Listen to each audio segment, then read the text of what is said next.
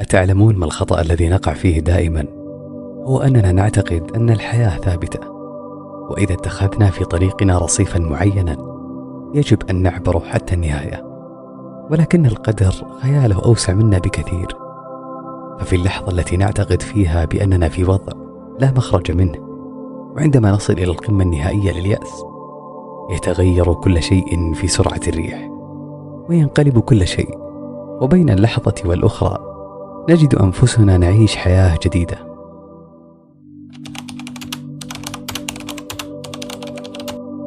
بشرح لي صدري، يسر لي أمري، واحلل عقدة من لساني يفقهوا قولي. صباح الفل، ومعاكم محمد أبو عيسى، وأهلا بيكم في فيديو من أجمل الفلوجات اللي أنا هصورها في حياتي. وده لأن أنا شخصيا النهاردة يوم بالنسبة لي يعتبر أجمل يوم في حياتي لسببين. السبب الأول هو دلوقتي إني في المطار، وفي المطار رايح فين؟ أنا رايح المملكة العربية السعودية أزور بيت الله الحرام، واروح عند سيدنا النبي عليه الصلاة والسلام. ما تنساش تصلي عليه.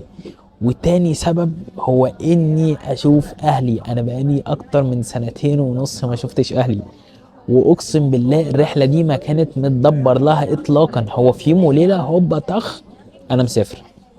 يعني في يوم وليلة احجز تذاكر، يلا شنطتك. حتى انا مش واخد معايا شنطه، يعني انا واخد، بصوا، واخد معايا شنطه ظهري بس، وعليها الجاكيت، والشنطه دي فيها الباسبورات الحمد لله.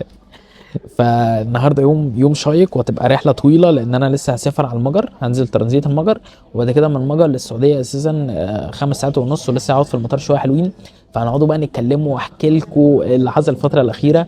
وان شاء الله ان شاء الله انا حاليا قاعد اهو في المطار، وقاعد برضو بفكر فيكم وبمنتج لكم فلوج جامد برضو. فما تنساش دلوقتي لايك للفيديو، سبسكرايب، والجرس بقى يعني كومنت. يعني بص، انت اللايك مش هيتعبك في حاجه، لكن هيفيدني جدا.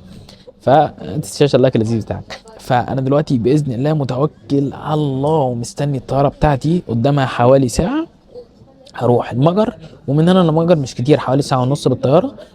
ويعني رحله جميله باذن الله، وانا متحمس جدا. بس فهاخدكم معايا باذن الله في كل التفاصيل. اشوفكم كمان شويه. فما تنساش دلوقتي اول حاجه صلي على النبي في الكومنتات، واعمل لي لايك، سبسكرايب، وفعل الجرس، علشان انا مبسوط جدا.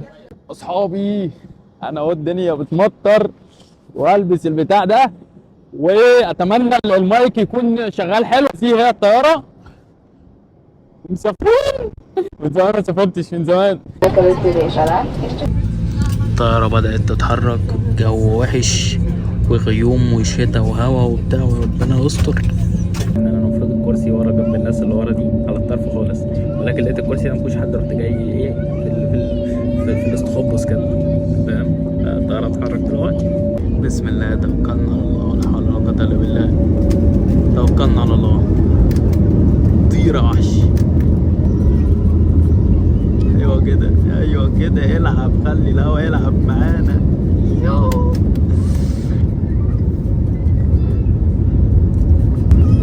باي باي المانيا. مش عارف، ما كنتش اتخيل ان انا هبقى بالسعاده دي في يوم من الايام، وانا يعني طاير من مطار المانيا.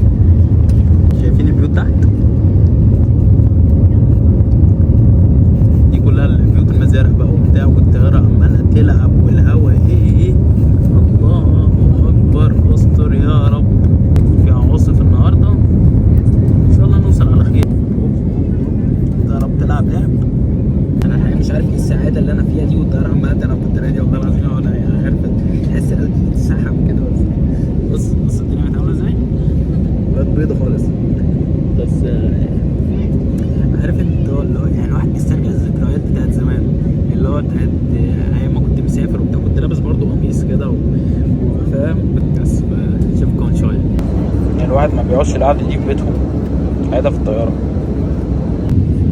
احنا كده الحمد لله وصلنا المجر، وانا قاعد بتفرج على مسلسل حلقه خاصه. جينا وصلنا المجر. اول حاجه بقى كده ايه، اتوضينا، ندخل بقى نصلي، ونوصلنا الطياره اللي بعدها. احنا بقى دلوقتي في مطار اهو المجر، وبعد كده طالع بقى ان شاء الله على طياره جده. ولقيت بقى هذه الموزه جامده الصراحه، جامده جدا الصراحه. علامه البورشه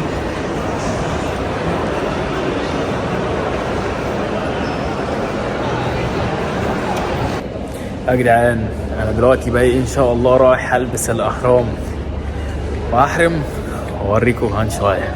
الحمد لله لبست الاحرام وركبت الطياره رايحه جده الاحرام بقى وبتاع. يلا نشوفكم جده ان شاء الله.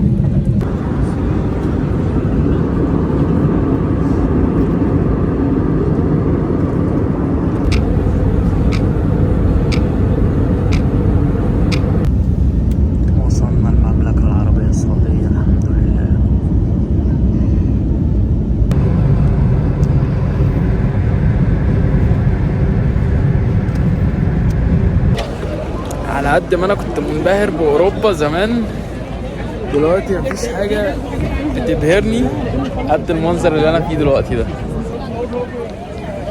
مكه يا الله على الراحه النفسيه والجمال. الواحد نسى ال 18 ساعه اللي كان جايبهم طيران دلوقتي.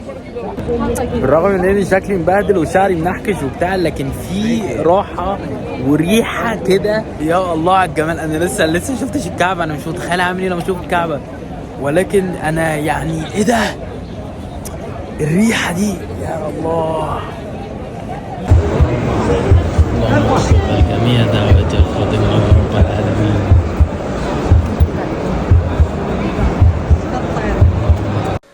يا مرحبا.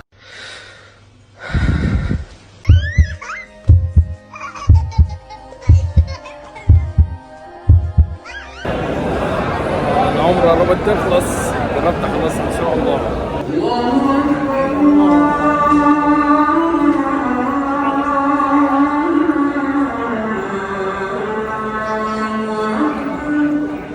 الله اكبر الله اكبر.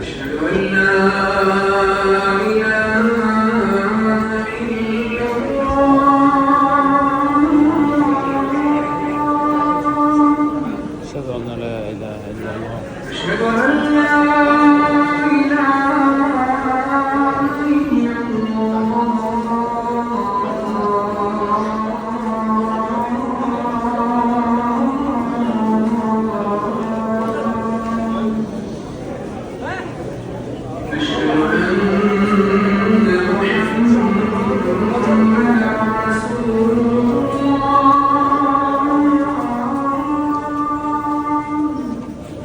بس يا جدعان والحمد لله خلصت العمره.